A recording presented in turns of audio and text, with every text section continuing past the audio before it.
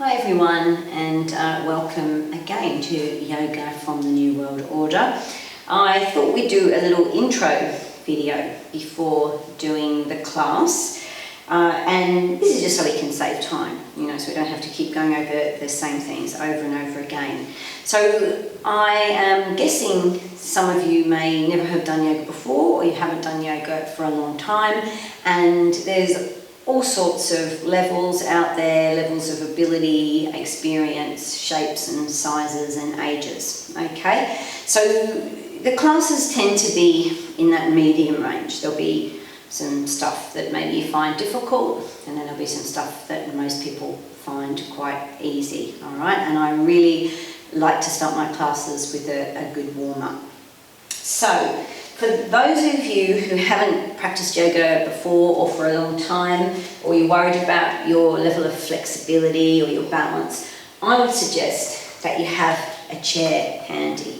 Okay, so for example, if we do something like this, we're bringing our hands to the floor, you're quite welcome to do something like this, or you can have your chair there to put your hands on if that makes you feel a little bit more comfortable. Later on in the practice, we will probably do a salute to the sun. There's also a twist in there, a standing twist. So, for example, when we go into a salute to the sun, often hands will be here and the leg will come out there before we go back into the lunge. So you might like to have your chair, and then you can do something like this, or if you've got a little bit more flexibility, you might do something like this. But what I'd like to point out here is when your leg comes back to the floor, you also need to be working on your symmetry here. Okay, so this is sometimes what I see in class is this habit where the foot's out like this and we're here and then we're coming up and we're going, oh, that's really hard on my knee and my hip. For me, I'm not doing that. I'm pushing my weight into the back foot and then I will push my bottom bone forward. That's what brings me up. Okay, so I'll just show you nothing's right or wrong, but I'll show you the harder way and the easier way. So the harder way is where you're here and you're doing, something like that, which is not very pleasant. The easier way is where you take your weight back, you push your bottom bone forward, and then you come up, if you come up, okay? Because in all honesty, it's fine to be here. Now later on in the practice we have a twist, okay? So the twist will look something like that, but you're welcome to do something like this. Okay, so any twist that we do, you can use the chair where you're standing if you feel like that's better for your balance. Anytime that your foot comes off the floor, so we're doing a pose like this, now your foot might be here, but if you decide you're going to have your leg a little bit higher, again, you might use your chair. We're going into a half moon pose. That pose could look a little bit like this, could look like that, but if you wanted to lift your leg, you might want to use your chair. Okay, so that's one thing we can use our chair for. Now the other thing we can use our chair for is at the end of the practice when we're doing a little bit of a breathing exercise, okay? So generally I'll be instructing come down, lie down on the floor because that's pretty much where we'll be. But for some people it doesn't feel comfortable to breathe, to lie down, okay? Because you feel like you can't get enough air into the chest. So there is an option of using a chair. I'll just show you there's a few different ways. If it's okay for you to sit on the floor, you might want to sit on a cushion. You can do something like this. If it's not comfortable to sit on the floor, then you can, depending on your chair, this one doesn't have a very wide seat, you can do something like this and sit forward, or you can have your chair up against or close to a table and then you lean forward and you're in that position. Okay, so breathing. Generally I will not be instructing how to breathe, inhale, exhale and all this, because it does end up creating too much breathing, okay? And what we're after is less breathing, because less breathing is healthier, okay? So this takes me to posture, and I'm going to stand side on so that you can see here. Because of this thing, this chair, most of us are in a little bit of this, okay, chest sticking out and bottom sticking out. And that's really from a lifetime of being in that position. These muscles getting tight, and when we stand up, the bottom goes back like that, and then we want to stand up straight, so we end up looking a little bit like this. So you come into yoga, and you breathe in and lift your arms up, and that takes you into a position that's going to exacerbate that little niggle and all sorts of other things that sitting on chairs has had you accumulate in your body over the years. So what I'm suggesting in the class is that we try and alleviate some of those issues caused by chairs, okay, a lifetime of chairs. So I will ask you, this is what it looks like, to bend your knees, to push your groin forward, and then these little bony bits here, they will go backwards. But can you see I'm not doing that? Then you need to bring your shoulders forward, and then your arms go up like that, and you can see they're lengthening the back, lengthening the front. Whereas if I do it that way, I'm squishing my back, even though I'm getting a stretch at the front.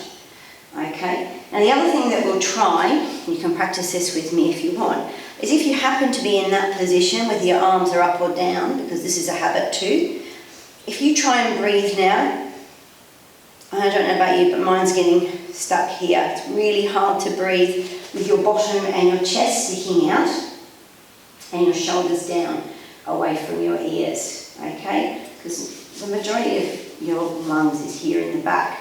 So if I go back into that position again, which is groins forward, top of the hips go backwards, and then I bring my shoulders in, so not that, like that, and bring my arms up. Now if I breathe in,